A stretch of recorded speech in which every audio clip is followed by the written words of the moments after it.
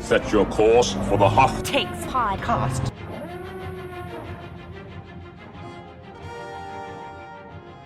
Welcome back to Hoth Takes. I'm Eric Geller. I'm Grace Seegers. And I'm Haley Bird-Wilt. And as we approach the premiere of Ahsoka on Disney Plus in August, we're stepping back to look at what we want from the upcoming series and what we expect, and whether those two things are always the same or whether there might be some conflict between the two.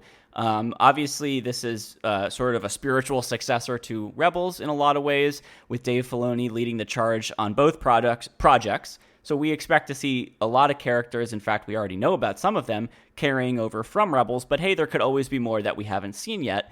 So we wanted to talk a little bit about how do we expect this show to carry the story of those characters forward, and of course, how do we expect it to carry the story of Ahsoka forward, because we can't forget about Ahsoka herself in the series. Which Eric did. Well, some of us weren't going to bring that up, but yes, indeed, in the notes document that I took the lead on preparing very chivalrously and heroically, I might add, I did in fact forget to put a line in to talk about Ahsoka because, I'm on a Rebels kick right now, and, she just slipped my mind. But here we are. We're going to get a good look at the status of Ahsoka at this point in the galaxy. And Grace, since you put me on the spot, I'm going to put you on the spot.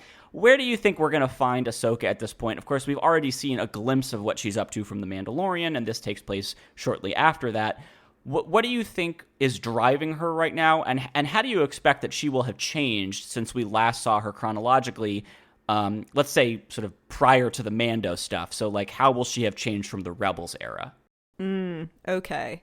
If you were going to say chronologically since the Mando stuff, that works too. We can do that. Well, I had a totally shallow hope, which is that I hope her little head tails look better. I can't remember what they're called now. Oh, the montrals? Or the lekku, montrals. I think is for Twi'leks. No, lekku's Twi'lek. Oh, excuse me. I'm so sorry. And we're going to get to that. In fact, we have lekku content for the Hoth Takes listeners who want it coming up later in this episode. Stay tuned. Yes. No, for the montrals, which is Togruta specific. I really want them to look better than they did in The Mandalorian because they did not look great. They looked very styrofoamy. Play-Doh. So yeah, I'm really hoping that whatever else is happening with her, that the sort of makeup is a bit better for her, looks a bit more realistic. Because when you see Ahsoka in Rebels, she has these very long montrals, and then when you see her in Mandalorian, they're a lot shorter, they look awkward. So I'm hoping that they're a bit longer, they look a bit more like they did in Rebels, and just generally less awkward. To answer your question for realsies, it seems to me like Ahsoka's in a more mature place than we have seen her before, and I'm interested in continuing to explore that because she seems to be a lot more at peace with her background than she ever has been, and now we know that she's sort of leading this mission to find Ezra, so I guess I'm interested to see her in that sort of leadership role. But because this show pretty much is a spiritual Rebels sequel, I feel like I don't know very much at all about what she's gonna be doing, because it almost feels like she isn't the star of the show that it's named after her, which is then how you get to the problem of us forgetting about her in the notes. So that's really my concern, is I don't know how much of the show is actually really going to be focused on her. Well, I guess it's are there any big hanging questions about her as a character, or where her story should go? And it's just the Ezra storyline is just so much more compelling or mysterious at this point, and so it's the first thing you think about. But on that note, I don't understand exactly the owl and the good side of the Force situation with Ahsoka, but I think there's some kind of implication that she has a special connection to the light side of the Force after that story arc in the Clone Wars, and So I know it's like a little weird to do in one of the more mass market live action shows than it was in a cartoon, but I would love to learn more about that in the show that's named after her. And I think the world between worlds too will probably come up, because we know from the end of Rebels, and clearly because she shows up in Mando and Book of Boba Fett, that she gets out of the world between worlds. So I'm interested to explore more of that spiritual side, like Haley was saying, with her connection to the light side of the Force, but also maybe get more info about how she got out of there, and how her connection to the Force it kind of plays out with that.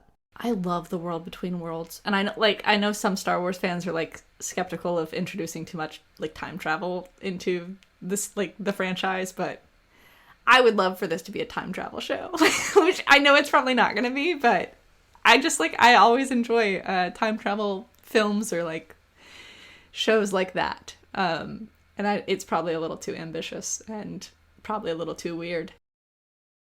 I mean, the world between worlds is such a cool concept, though. Sorry, Eric. No, that's all right. I was just going to say I agree with everything you've said. I also think that the world between worlds is an interesting concept and kind of the right way to do time travel in Star Wars. I think they need to be judicious about how they keep expanding on it and like where can it be accessed. And because I think it was like in Rebels, it was like in that temple on Lothal, and like we don't know if they're going to go back there, although there is a shot of someone, I think it's Sabine, looking at that mural that's now on the wall there. At least I think I'm remembering that correctly from the trailer that was leaked from Celebration, not this past one, but the one before it, the one in California.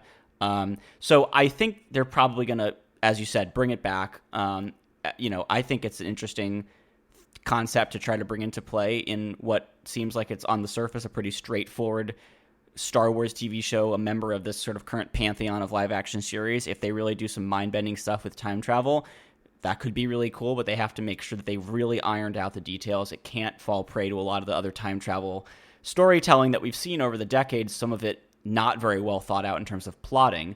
I will just add this. I want to see her grapple with the legacy of being one of the very few surviving Jedi who was trained traditionally, who remembers that era. I mean, she knew all of the greats, all of the legends, right? She came into her own in the twilight days of the Jedi Order as an institution.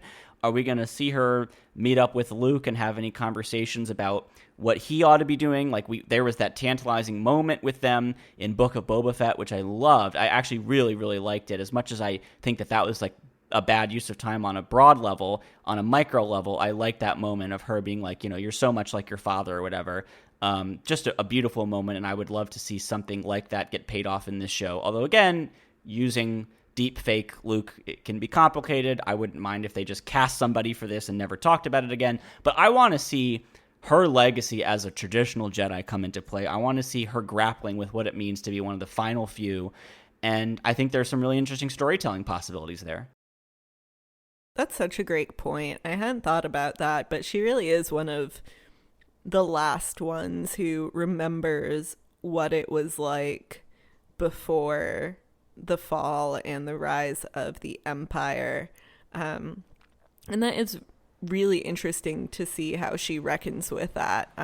That's a good point. I hadn't thought about that, but if it doesn't address it, now I feel like I'll be disappointed, even though I had never thought about it before you just mentioned it.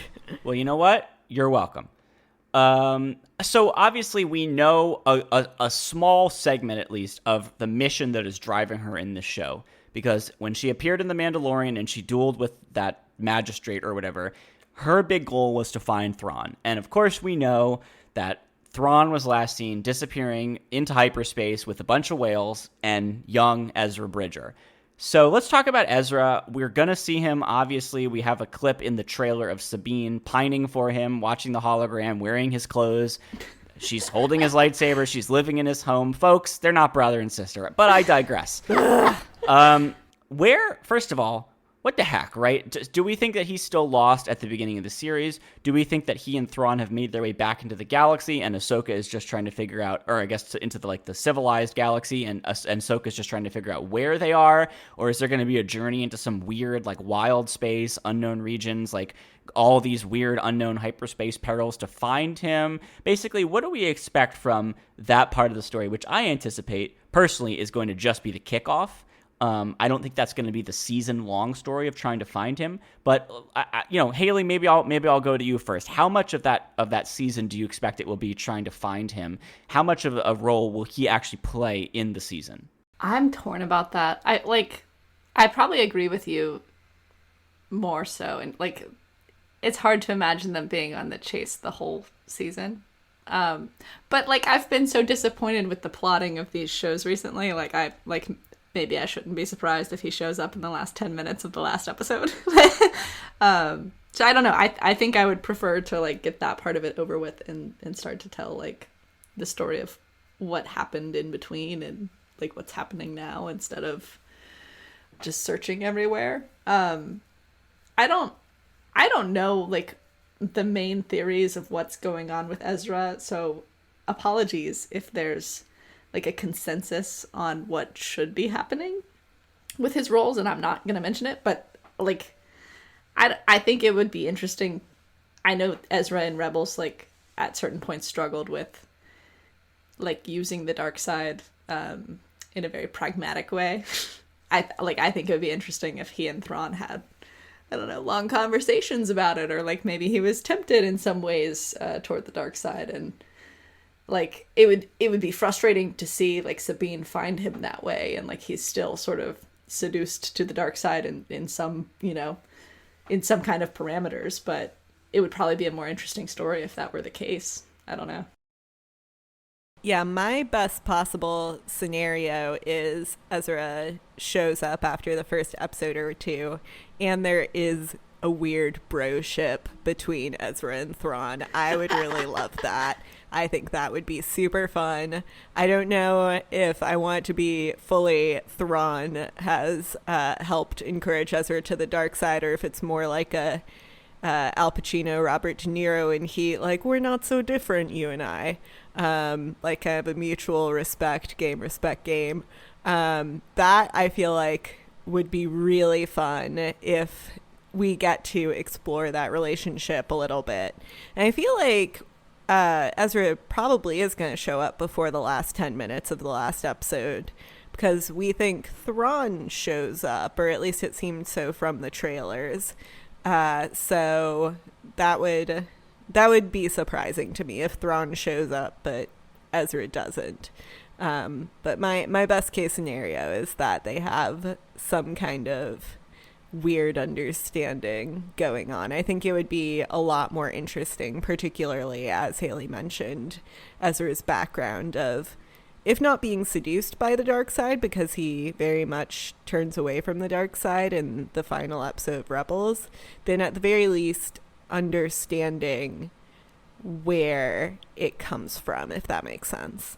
What if she finds them and they're like dressed the same, and Ezra has like blue face paint, right, and like the red contact lenses or whatever, and he's like, you gotta try this stuff, like it's great, like he's got such a snazzy outfit? Or what if like Thrawn is dressed like Ezra, he's got like the blueberry hair? There are just so many storytelling possibilities that would really add to the Star Wars lore. Oh, here's my question, Eric. Yes. You know much more about Grand Admiral Thrawn than I do. Is there any scenario, like I'm talking about maybe Thrawn is a bad influence on Ezra.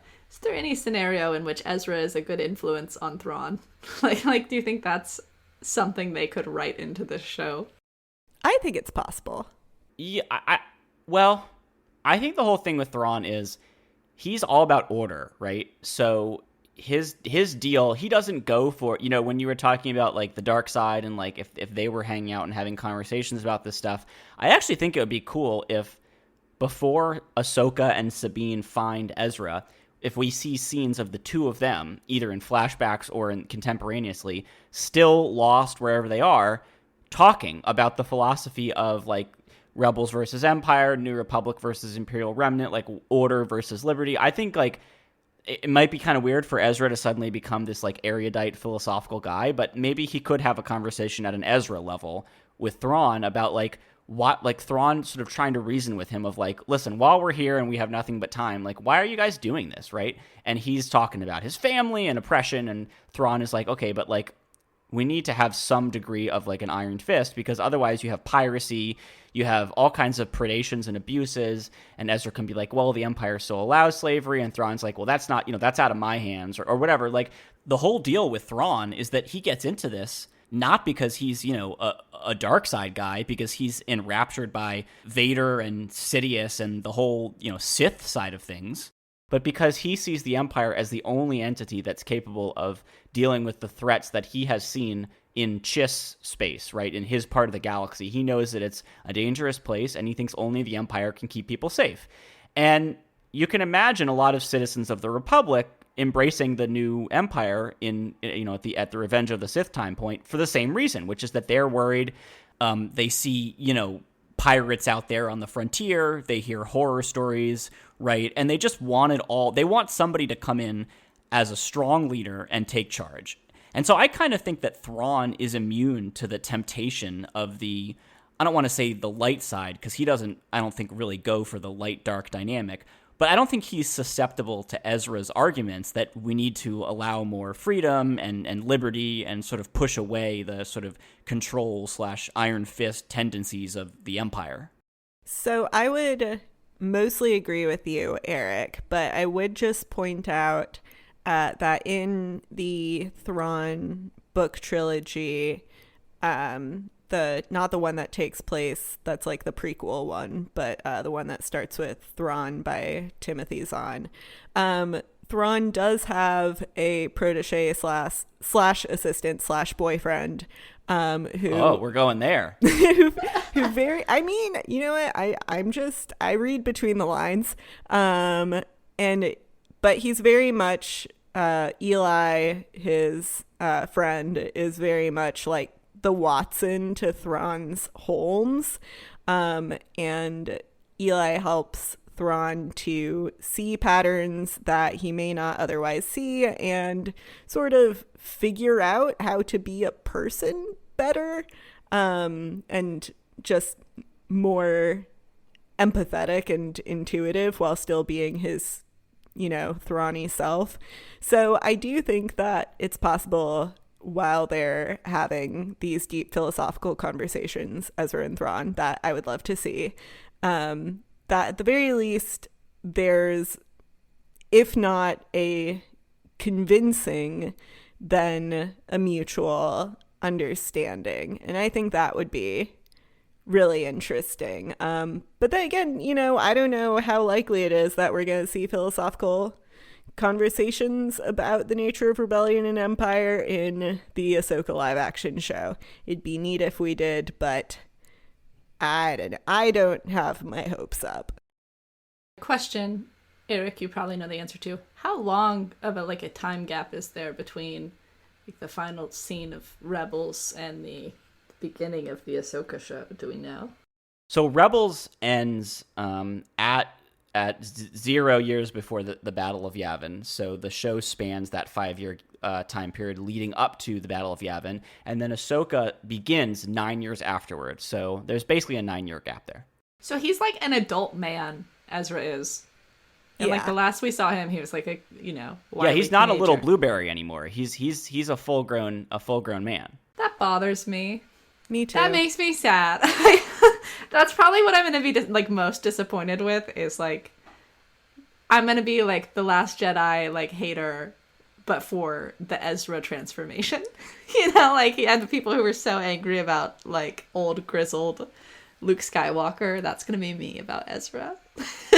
I don't know. That gives me some stress. Well, I was just about to say, to Grace's point of, I don't think we're going to get these deep philosophical conversations, I was going to say, I agree. I don't think this is a show that wants to go there, that wants to transcend the popcorn television dynamic that we've mostly gotten from Dave Filoni's TV work, in live action, I should say. And I was going to say, I don't, another type of show, a serious, gritty show, would bring Ezra out of this period of time with a new perspective on some of the things that he and the rebels have been doing, informed by his conversations with Thrawn. And it would make for a challenging dynamic when he reintegrates with his team. And I was going to say, yeah, but I just don't see them doing that to his character. It would be a huge transformation. You've got all these Rebels fans who are watching. They have an expectation.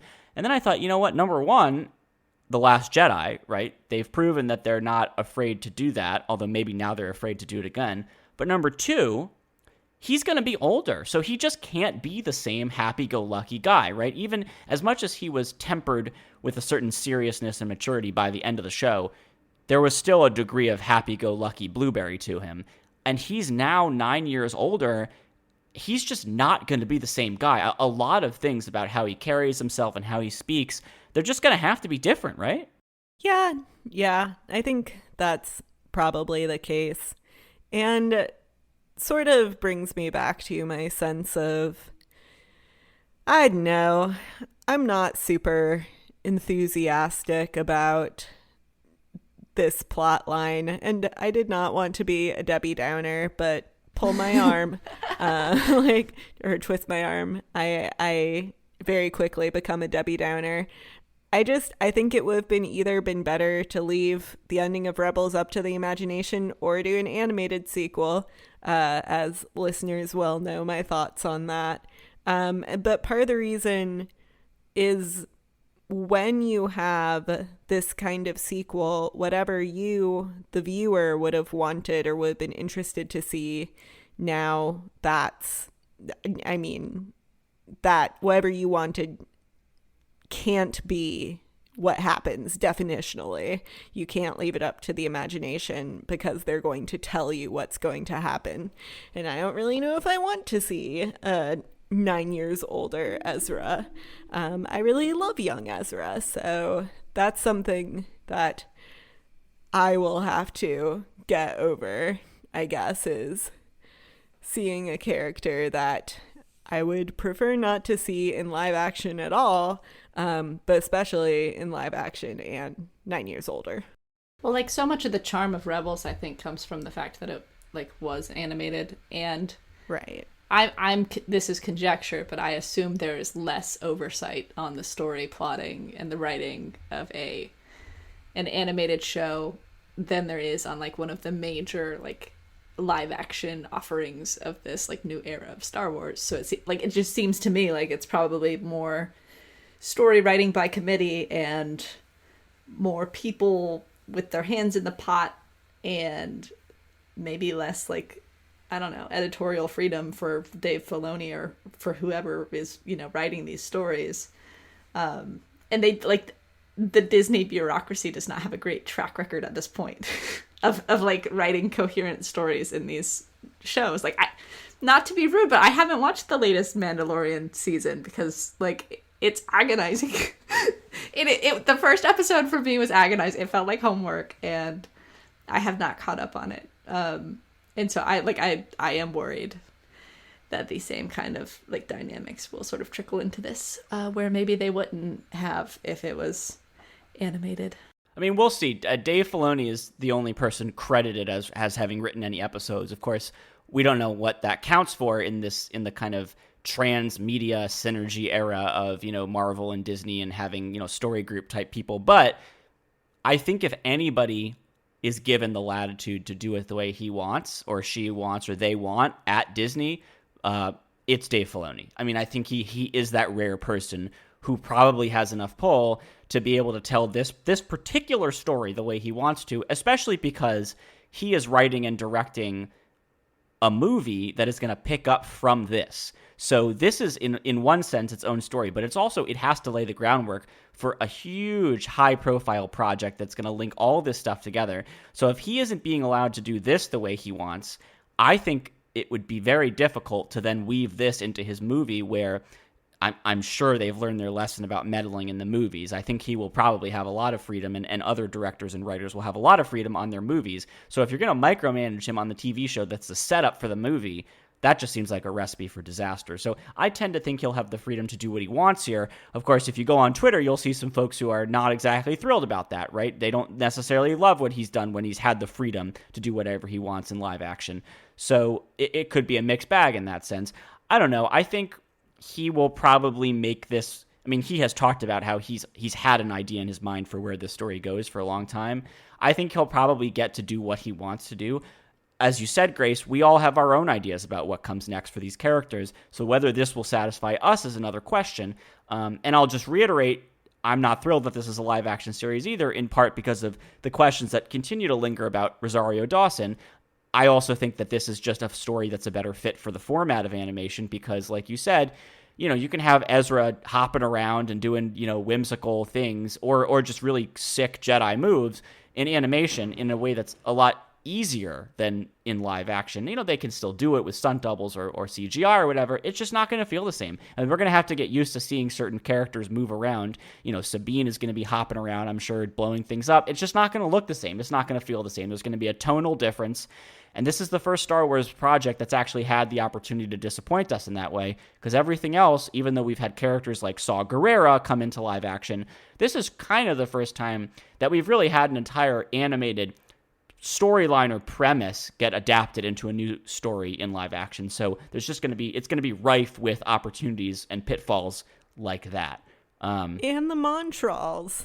And Grace will simply not watch it if episode 1 does not fix the montrals. I mean, it's very important to me. The visuals can take me right out of it, No, I think you're right, and I think other people probably feel the same way. So we talked about Ezra and Thrawn hanging out together, the new buddy duo comedy that we all want to see. Let's talk a little bit more about Thrawn for a second. We've already kind of raised the question of, is he back when the show starts? Is he still stranded somewhere? We see him in the trailer, but we don't really see him doing anything. So that could be from episode 8 for all we know. So what do we think? Is he back? What is he doing? What are his goals? And I'll just throw this out there, food for thought. We know that the First Order is secretly massing out in the unknown regions at this point. We also know that the Imperial Remnant is a little more active in the forefront. Who do we think he's aligned with? Or is he potentially trying to carve out his own thing separate from all of them? No, man. This is going to be a very boring take, but the thing I'm most excited about with Thrawn is that he is being played by his voice actor. So I think that'll be really neat to actually have the voice match up to what he looks like. Again, what's really important to me is that he looks realistic and kind of scary and not just like Blue Man Group-y. That is also important to me. I do think we got in the end of Mando, in the last episode of season 3 of Mandalorian, don't they mention Thrawn and how someone's waiting for Thrawn to get back and sort of reassert his dominance and his role in the New Order? No, not New Order. New Order is a band. Is it the New Order? I think the Remnant Empire? Yeah. Not hit 1980s band New Order. But Eric, am I remembering that correctly? Yes, they're one of them is like one of them asks Captain Pelion, like, "Hey, where's your dude?" Right? Like, why are you here speaking for him? Like, what's he doing, basically? Right. Yeah. So I think he probably has a role to play. I don't know what it is, but I'm just mostly excited to see Lars Mikkelsen in the role and hopefully bring that same sort of weird energy that he brought in the voice acting to the live action acting. Do we want Thrawn to be funny? Because the thing about Thrawn is, unlike all the other characters, we were just talking about like translating animation to live action. I think Thrawn will translate well, not only because he's played by the same guy, but because he's a pretty restrained character in terms of his movements. He's not doing a lot of stuff that you can only do in animation. So That's true. He usually just stands there. He stands. His face is very controlled. He does fight the robots, right?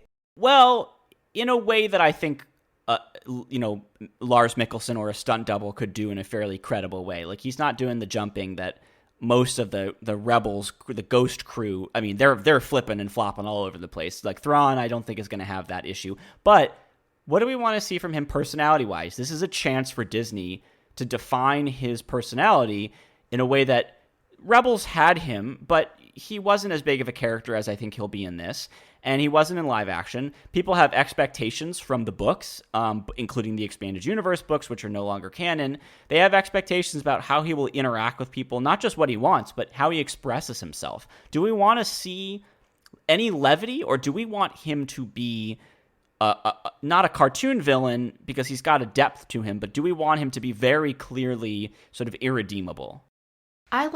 One thing I liked about him in Rebels, like I read the first of the new series of Thrawn books, and like, yeah, there's like a charm to the Sherlock Holmes like shtick, but what I liked in Rebels was like how much of a creep he was. Like he's just kind of creepy, especially when talking about other cultures. And I think that energy would like be good in the live action show. Like I'm thinking of when he's like, I can't remember, it may have been Ezra. He was like showing his art collection to him or something, and it's like, this is an evil person. Like he enjoys like, I don't know, just like taking the best of other people's cultures and then like destroying like the people themselves. Like that just is like a different, it's a very like clear kind of evil. Yeah. But it's kind of unique for Star Wars. Like it's almost like an intellectual kind of evil. And so I don't know. I think it's unique and would be like good to go back to that kind of, I don't know, weird, creepy, intellectual dialogue about whatever planet he's trying to subjugate. Yeah. I think that to me is like better writing than the I observed this and I have solved whatever mystery kind of personality. I kind of get annoyed with some of, and I'm about to throw some sticks on the fire here, but I kind of get annoyed with some of the Reddit bros who are like, Thrawn's not a villain, he's just an antagonist. No, he's a villain, he's an imperialist, and he's a great villain. Like, don't take it that away from him, because you can be super smart and even funny and be a bad dude. And so I think it would be great to have some of that dry humor that Thrawn occasionally exhibits. But I also think it's important not to redeem him too much. I think we should recognize that this is, no matter what his reasons are, this is a guy who has been helping the Empire for a long time and believes what he's doing is right, but is still helping the Empire, and that's not great. And so if he comes in and helps the Imperial remnant, that's still bad. So I think he would be very interesting if they kept his villainness, but I don't think that means he can't be funny. Like, he can be funny in his Thrawn way, but he just needs to, for me, to find it credible, keep some of that energy that Haley is talking about. Yeah, and to your point, I mean, he helps the Empire not just conquer territory, but he helps the Empire destroy civilizations and oppress them. I mean, he exploits the creativity of these populations to put them in chains, right? And, there's a lot of real-world discourse about the legacy of imperialism, particularly with stolen artwork and what we owe to people that we have wronged in the past and who actually owes it. A lot of conversations that we're not going to get into here, but, these are real-world issues. And I think this show has the potential to grapple with that to some degree, right? It doesn't have to be the A story, but using Thrawn as perhaps a proxy for some wrestling with the difficulty of those issues, and using him as you said, a different kind of villain, right? For him, it's not, we're going to destroy the Jedi, the Sith will be triumphant, right? For him, it's like order, and at the price of destroying vulnerable populations, by learning about them and figuring out how to defeat them, and that's perfectly acceptable to him. And I think there might be some shades of, as you said, the kind of real world conversations about imperialism. And boy, I'm excited for the online discourse if that happens, because it's going to be popping off for sure. Well, let's talk about Sabine. I will say that while I'm not thrilled that this show is happening in live action, the character that I'm most interested to see brought into live action is Sabine. I think that Natasha Liu Bordizzo probably has performed the best transformation or translation of animation to live action, just based on the sort of production stills and the limited information, admittedly limited information we have. She looks exactly like Sabine. She looks perfect. So she's doing a great job already just on that front, and I'm very interested to see, like, is she an A character? Is she a B character? Like, how much is she just with Ahsoka the whole time? Does she help Ahsoka for kind of phase 1, story arc 1? Like, what is her role here? And how is she different? Again, we have to sort of keep this in the conversation. Every character we talk about here, it's been 9 years, and we haven't seen her at all, right? We've seen some of Ahsoka. We haven't seen Sabine at all. What is she like? How has she changed? What has she been doing? Has she been helping Hera with the New Republic? Has she been chilling in Ezra's house, like watching his DVDs or whatever on Lothal? Like, what's her deal? What has she been up to? Grace, you wanna start? Well, I do agree that she very much looks the part, and I'm excited about that. But I will say, if they turn Sabine into just some, like, lovesick love interest who's just been pining for 9 years, I'm gonna be so annoyed. But Grace, when have they ever done that before? Finn in The Rise of Skywalker. Like, it would be such a waste of her character to sideline her in that way and make her entire identity about finding Ezra. And I think finding Ezra clearly is very important to her, but she is very much her own person aside from finding Ezra, no matter what their relationship is. I never really bought them as having a romantic relationship. If anything, I thought, like, towards the beginning of Rebels, Ezra maybe had like a puppy love crush on her, but then they evolved into more of a sibling relationship. So first of all, I'd just be disappointed if it is romantic at all. And then second of all, to completely undermine her character in that way and have her have no existence at all except to yell Ezra's name the way that Finn yells Rey's name in Rise of Skywalker, that I would be really frustrated by that. And if she like grew out her hair long as some mourning for him, I would be very annoyed by that. So even though she's the character who I feel like looks the part and who in theory I would be very excited to see, I'm actually the most nervous about her because I'm really worried that her entire storyline and identity is just going to be defined by Ezra, which I think is a total disservice to her. So, counterpoint, Finn and Rey belong together. Well, yeah. And him, him yelling her name, yes, he loved her, ever since they met. so I disagree in terms of thinking that, like, that's a disservice. The disservice to Finn was that they didn't end up together. Like, that is my biggest complaint. I think that's a valid concern, Grace, but I also don't think it's super likely that they'll do that. I know, like, Eric is pointing out how much of, like, the trailer seems to indicate that she's, like, pining after him and, like, wearing his clothes and stuff.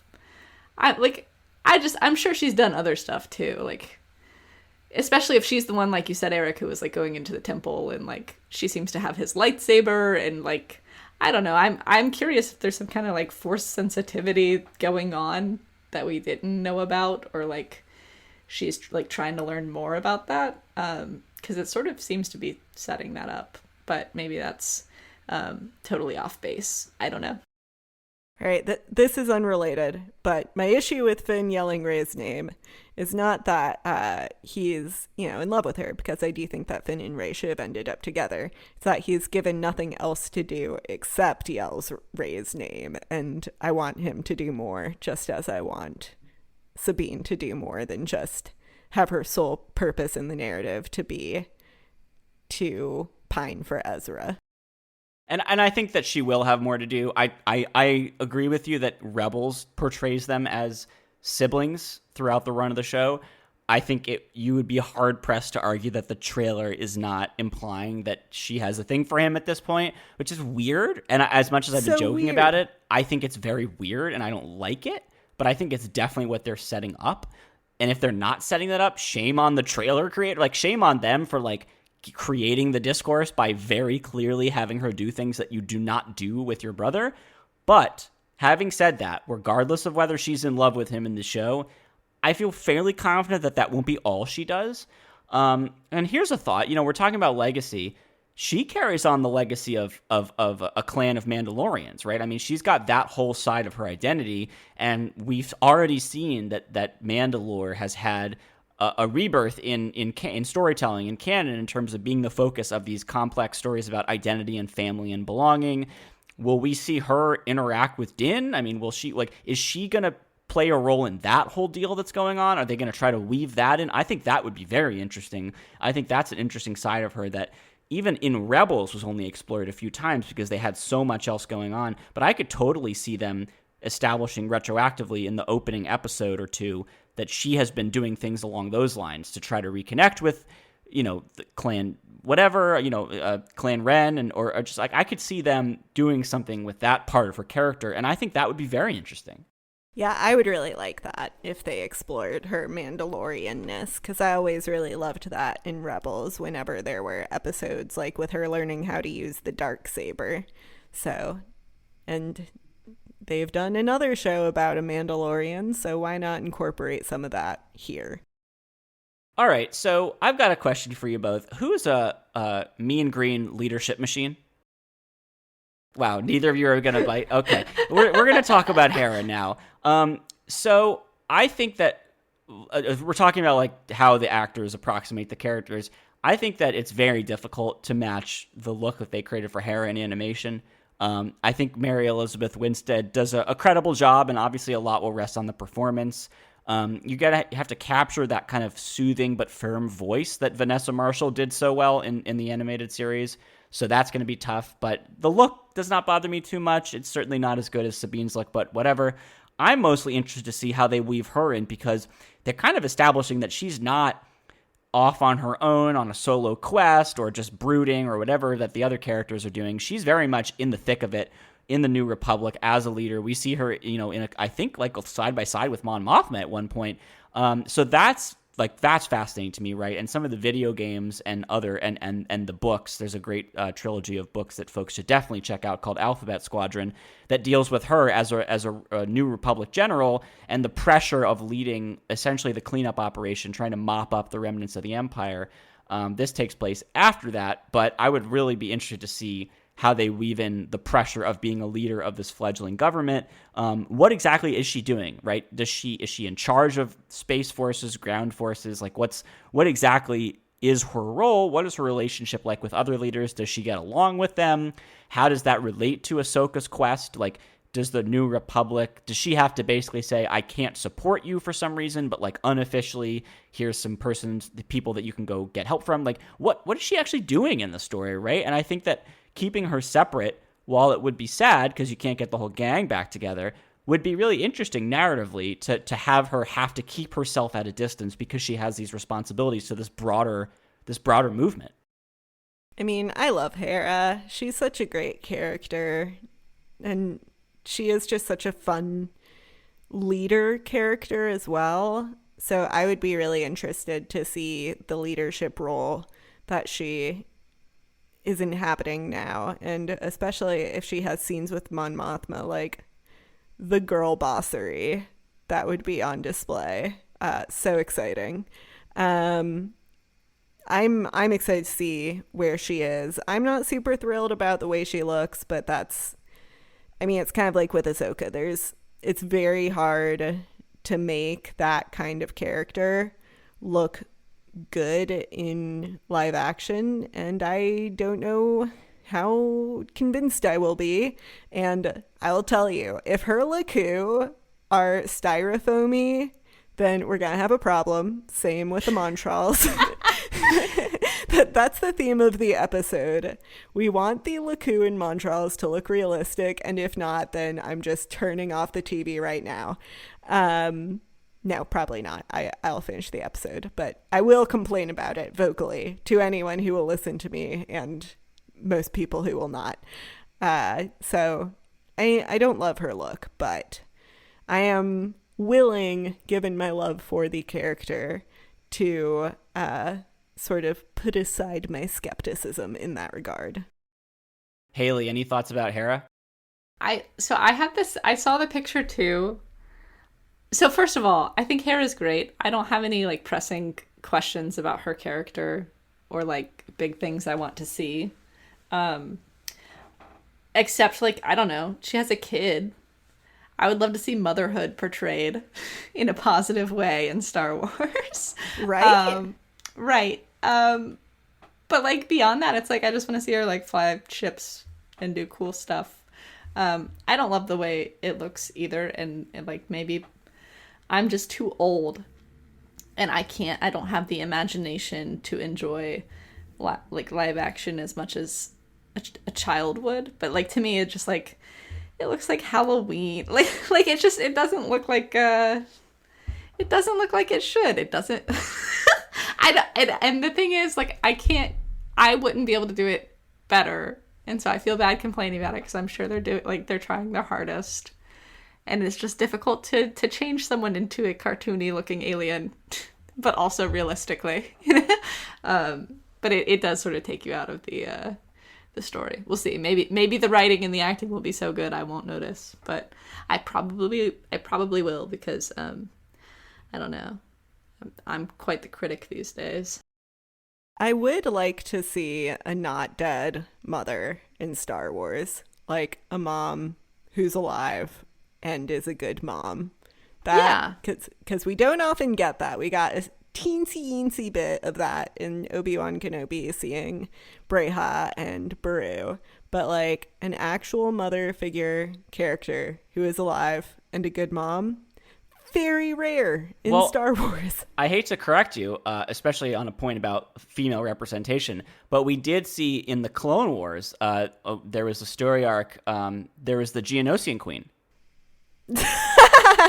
So I just want to point that out. So first of all, I would love to see like a research experiment where they ask people who have and have not seen Rebels if they think that like Hera, for example, looks well done. Like if you give them like just like describe or give them reference art of a Twi'lek, like a sketch of a Twi'lek, like a concept art sketch, but don't let them see the animation. And like I bet you that overwhelmingly the people who have not seen Rebels would be like, yeah, that's fine. Like if you compare it to how they think other characters look, I think they would rate Hera as fitting pretty well in with other characters. And I bet the Rebels folks would be on the opposite end of the scale and would think that she looks like significantly less credible than other characters who have been brought from like a concept art sketch into live action, because it's expectations, right? It's all about having seen it for how many years, right? You know what you expect. You know how the lekku move, you know how the clothing moves, you know how the mouth moves, all these little subtleties that it's hard to pull out and write down, but you instinctively process them as you watch the show. And that's what's going through your mind when you see the clip from the trailer or whatever. And I think that's just a hurdle that they were never going to surmount with all these characters. That's kind of why I wanted to bring up Sabine, because I think she does clear that hurdle. But that's a rare success story, and we've been talking about even Ahsoka didn't really clear it. So they have a chance, I guess, to fix that with Ahsoka. But I think that's going to be a continuing problem for us with folks like Hera throughout the run of the show. So we talked about motherhood. Do we think we're going to see Jason Syndulla? There is, spoiler alert, I guess, leaked Lego box art that shows that he will get a minifigure in a Lego set. I did not look for the full art. I have no idea what this is part of. I'm guessing the Ghost, but I don't know. And he looks pretty darn human. He does not look as half Twi'lek as he did in the final scene of Rebels. So he seems to be in the show. Do we like that? Do we hope that he just has a cameo? Do we want him to play an important role? Are we excited for the alien-human hybrid discourse around the Ahsoka series now? I mean, what are we hoping for from Jason Syndulla? I don't understand the genetics. I didn't understand it in the cartoon either, so I can, this is not a new problem. But he shouldn't look like that. He shouldn't look either of the ways. That should be your review of the first episode that he's in. He shouldn't look like that. That's just wrong. I mean, it should, and that's the thing. It's easier if you make him just look like a human boy. I can't complain about the lekku not looking good if he's just a human person. Which is this Lego little guy has brown hair, which in the show they're the big way of showing that he was Hera's son was that he had green hair. I'm sorry. Neither of them is good, in my opinion. But who knows? Maybe I just don't understand the mysteries of genetics in the Star Wars galaxy. I don't I guess what I'm saying is the upside is I won't be complaining. I won't be complaining about how he looks like he's from the Halloween store, because he'll just be like a guy, I guess. I'll be honest. I don't really care about Jason. I don't really care what he looks like. I think vaguely he should look more like he looks in the cartoon. But even then, I don't think he looks good in the cartoon. So, yeah, I mean, if he shows up, that's fine. If not, that's fine. I have no strong opinions about it. I feel kind of about Jason the way I feel about Taylor Swift. Everyone has strong opinions about it except me.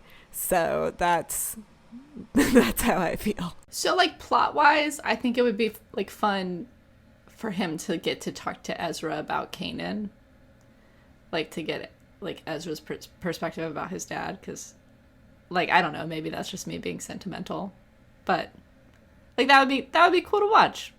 But beyond that, it's I don't know, it's a kid. I don't know what else he should be adding to the story. He's going to be 9 years old, so just old enough, I think, in Star Wars to go on some precocious adventures of his own. As we kind of wrap up here, we've talked about the mother. Let's talk about the father. This is very much a spiritual sequel to Rebels. Do we think we're going to get any Kanan flashbacks? Anything more than a few mentions? Are we going to see a visual live action representation of Kanan? Let's get some predictions on the board. Grace, you're up first.